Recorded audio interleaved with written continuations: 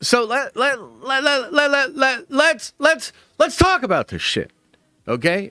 This came out yesterday. It kind of surprised a lot of people. I gotta be honest, I haven't seen too many people like actually break it down or like get into it. Probably because it's just like so fucking shocking for most people. What am I talking about, man? I'm talking about how Superman, the first DCU movie, is going to digital early. Early. I actually couldn't believe this when I first saw it. I thought it was, I was like, what the fuck? So it was supposed to come out, I think like next week or maybe 2 weeks from now. And that would have been a 45-day window, which is still relatively, like, it kind of depends on how you look at it. Is that pretty normal nowadays? For sure. But I think Sinners got like a 60, maybe even longer run. Minecraft had a huge run. Lilo's probably going to have a huge run. So the more successful your movie is, the more they'll let it hang in theaters, right? The 45-day window already felt weird. You know, I was like, that's tough. That's probably going to cut off some legs there. Now, to be fair, of course, Superman is actually performing pretty well. There's a whole bunch of asterisks there, and it kind of depends on who you ask and what their motives are. But it's doing better than all the Marvel shit. I don't think it's lighting the world on fire. But this movie's weird. This movie's weird. So it was just announced yesterday, and Gunn himself got ahead of the announcement. I mean, he's the front-facing president. It totally makes sense, but I can't imagine this was a Gunn idea. This is probably, you know, either Safran or Zaslav. This is a Warner Brothers thing. They announce all of a sudden Superman's coming to digital early. A full 10 fucking days early. That's crazy. What that means is a 45-day theatrical window just became kind of like a 35-day. Technically speaking, I don't think they're actually taking it out of theaters. That I'm not 100% sure on. I could not get a clear answer on that, but I can't imagine they're going to pull it from theaters early. But you would assume this will have an impact on the financials. This will probably dry up a lot of what it was going to make in these next couple of weeks, okay? Now, I'm so interested about this, like why this would happen. Okay. And yes, as Adam points out, and I think other people pointed out as well, right now it looks like it's going to be a $30 purchase on digital on Friday. No rentals, no way to do it cheaper. $30 buy. You purchase it for $30, which, by the way, was that what Black Widow was? I kind of want to say that's what Black Widow was, right? Like $30 to buy it and watch it from home or whatever, right? Anyway. So the $30 price tag, why are they doing this? Why are they doing this?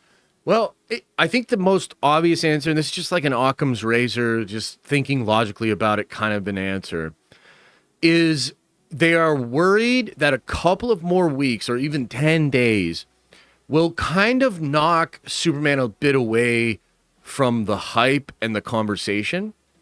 And I think this is something they did because they were like, yo, Superman is still on the tip of everybody's tongue. Superman is still very much in the news. I would like to have this thing come out early at a higher rate while the interest is still hot. And then you'll get a bunch of people that like really wanted to see it again, but just can't make it out to the theater or don't prioritize going out to the theater. And those people are likely to make a purchase. And I think by moving it early, like you're doing some FOMO. Right? Like this is similar, guys, to what they did with the fan screening.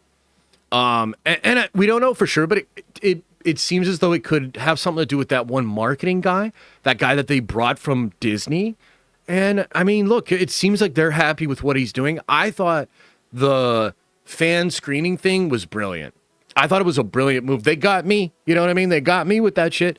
And it added an extra $3 million to that initial box office. I thought it was really brilliant. So maybe it's coming from that guy. Maybe it's coming from Zaslav. Maybe it's coming from somebody else.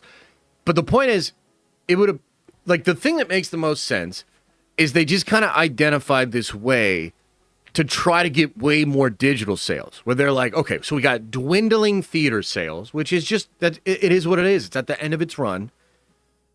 Maybe we go early and we capture a little bit more hype, a little bit more of like social signals, and we get people talking. And then it gets maybe 10, 15%, 20% more digital sales in that time period because you move it 10 days earlier. Well, if you, depending on what the numbers are, that's a pretty good deal. That's a way for it to make a lot more money. And also too, like, so we looked at this stat. It was a couple of months ago, and frankly, this isn't stuff that gets constantly reported by all the studios, so we're not sure. But Disney has started to like report what some of these movies are making in their, I think it's called like a P1 or a T1 period, which is like the digital sales before rental period. And I believe both Captain America and Thunderbolts both made like 100+ million, like 130 million in that digital sales time. What's interesting about that is like it's almost like a second opening box office weekend, and things are just so tight in the industry and everything's changing so much that I think that time period is becoming very valuable for some movies, right? So I think that's what they're doing. That to me is what makes the most sense. Now, I mean, look, on the one hand, it's probably a good move, right? I think this will work. I think it'll get more digital sales. By the way, just curious, are you guys going to buy it at this $30 price tag now? Because I kind of think I will. Like, dude, I got to say, again, I think it's a good move because the ability to watch Superman again this close to its theatrical release is valuable. It feels valuable. And all of a sudden, I kind of feel like, instead of going to the theater and spending all this money on, concessions and all this kind of shit, like, I might do it, man. I might do it. I might buy it. I might watch this weekend, watch with the kids and stuff so I can, like, pause it if shit gets crazy and all that. So I think it's going to work on me. I see a lot of people saying no, right? I see a lot of people saying no. Some people saying yes. I guess we'll see. We'll see how it shakes out. I think it's interesting. Now, one little minor thing that I want to bring up here, and it's only because I can't let it go, chat. And I'm so fucking stubborn, and I'm such a ridiculous human being. You know what I mean? Like, you guys are ridiculous, and I give you a lot of shit, chat, and you are. But so am I. You know what I mean? I'm a ridiculous dude. Case in point here. I've started to come up with some mutant monkey in the fucking pocket dimension type math. And I'm thinking this digital move with Superman could suck out like 5-10 million, maybe 20 million from the total theatrical box office for Superman.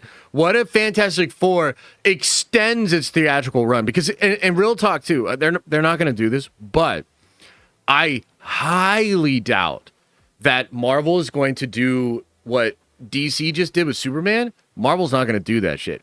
Marvel makes you wait a long time, and then they have the pay one period. They make you wait a long time on that, and then eventually it gets to Disney Plus. So I'm just saying there is a chance. There is a chance now that if Fantastic Four legs out and we all start going to see Fantastic Four within the next couple of weeks while Warner Brothers is just pulling it away, maybe Fantastic Four can beat Superman and I won't have to pay Brandon Davis $500. So anyway, that probably will not happen. So here's the other question though, obviously. What does this mean for theaters, bro? Like, what does this mean for theaters? Real quick, too. Like, are you guys positive on this thing, or do you think this is bullcrap? Like, are you mad that Warner Brothers is doing this with Superman, or do you think this is a good move? I'm kind of curious as to how you guys feel. I guess here's the question. Are theaters cooked because this is now happening, or is this happening because theaters are cooked? Because we talked about this the other day, man. There's some data out there that's super scary. When you strip away inflation and you just look at actual raw ticket sales, tickets are like 40 to 50% down since pre-pandemic, year over year. So you have some good years, you have some bad years, but basically this year is looking to be about 40% of what it was in 2019. So, holy shit. Like, this just, like, the theatrical model might just be cooked. And we sort of talked about this, like, theatrical might end up being more of a marketing conversation piece.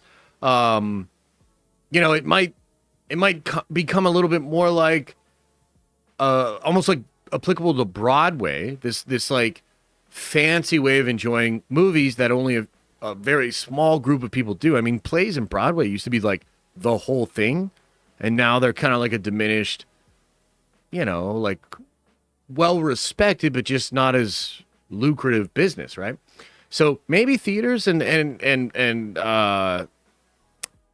the theatrical experience is just kind of cooked, and the companies themselves are like just making more aggressive moves to maximize on the money that's out there. I don't know. It's really weird. There's a lot of really crazy stuff going on right now.